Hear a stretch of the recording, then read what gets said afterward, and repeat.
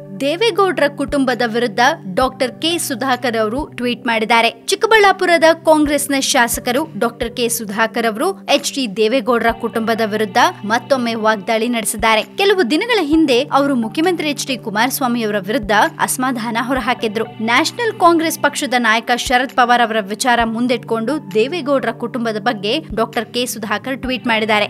ದೇವೇಗೌಡರ ಕುಟುಂಬ ರಾಜಕಾರಣದ ಬಗ್ಗೆ ಟೀಕೆ ಮಾಡಿದ್ದಾರೆ. ಈ ಬಾರಿ ಲೋಕಸಭಾ ಚುನಾವಣೆಗೆ ಸ್ಪರ್ಧೆ ಮಾಡೋದಿಲ್ಲ. ನಾನು ಈಗಲೇ 14 ಬಾರಿ ಸ್ಪರ್ಧಿಸಿದ್ದೀನಿ. ಮುಂದಿನ ಪೀಳಿಗೆಯವರಿಗೆ ಅವಕಾಶ ಮಾಡಿಕೊಡ್ಬೇಕು. ಈ ಚುನಾವಣೆಯಲ್ಲಿ ನನ್ನ ಕುಟುಂಬದ 2 ಸದಸ್ಯರು ಸ್ಪರ್ಧಿಸುತ್ತಿದ್ದಾರೆ. ಹಾಗಾಗಿ ಈ ನಿರ್ಧಾರ ತೆಗೆದುಕೊಳ್ಳೋಕೆ ಇದು ಸೂಕ್ತ ಸಮಯ ಅಂತ ಶರದ್ ಪವಾರ್ ಹೇಳಿದ್ರು. ಈ ಹೇಳಿಕೆಯನ್ನ ಮುಂದಿಟ್ಕೊಂಡು ಡಾಕ್ಟರ್ ಕೆ ಸುಧಾಕರ್ ಅವರು ಎಚ್.ಡಿ. ದೇವೇಗೌಡ ಕುಟುಂಬದ ವಿರುದ್ಧ ವಾಗ್ದಾಳಿ ನಡೆಸಿದ್ದಾರೆ. ಶರದ್ ಪವಾರ್ ಹೇಳಿಕೆ ನಮ್ಮ ರಾಜ್ಯದ ಕೆಲ ಬುದ್ಧಿವಂತ ರಾಜಕಾರಣಿಗಳಿಗೆ ಸ್ಫೂರ್ತಿಯಾಗ್ಲಿ ಅಂತ ಸುಧಾಕರ್ ಹೇಳಿದ್ದಾರೆ. ಒಂದು ಕುಟುಂಬದಿಂದ ಎಷ್ಟು ಜನ ಲೋಕಸಭಾ ಚುನಾವಣೆಗೆ ಸ್ಪರ್ಧೆ ಮಾಡಬೇಕು ಅನ್ನೋದು ಪ್ರಶ್ನೆಯಾಗಿದೆ. ನಿಮ್ಮ ಬುದ್ಧಿವಂತ ನಿರ್ಧಾರಕ್ಕೆ ಧನ್ಯವಾದಗಳು ಶರದ್ ಪವಾರ್ ಜಿ ಅಂತ ಡಾಕ್ಟರ್ ಕೆ ಸುಧಾಕರ್ ಟ್ವೀಟ್ ಮಾಡಿದ್ದಾರೆ. ಶರದ್ ಪವಾರ್ ಜಿ, ನಿಮ್ಮ ನಿರ್ಧಾರದಿಂದ ಕರ್ನಾಟಕದಲ್ಲೂ ಕೂಡ ಕೆಲವು ಬುದ್ಧಿವಂತ ರಾಜಕಾರಣಿಗಳು ಸ್ಫೂರ್ತಿಯನ್ನ ಪಡಿತಾರೆ ಅಂತ ಅಂದ್ಕೋತೀನಿ ಅಂತ ಸುಧಾಕರ್ ಅವರು ಹೇಳ್ತಾರೆ. 2019ರ ಲೋಕಸಭೆ ಚುನಾವಣೆಗೆ ಜೆಡಿಎಸ್ ವರಿಷ್ಠ ಎಚ್.ಡಿ. ದೇವೇಗೌಡರ ಕುಟುಂಬದಿಂದ 3 ಕಣಕ್ಕಿಳಿಯೋ ಸಾಧ್ಯತೆ ಇದೆ. ಹಾಸನದಿಂದ ಪ್ರಜ್ವಲ್ ರೇವಣ್ಣ, ಬೆಂಗಳೂರು ಉತ್ತರದಿಂದ ದೇವೇಗೌಡ,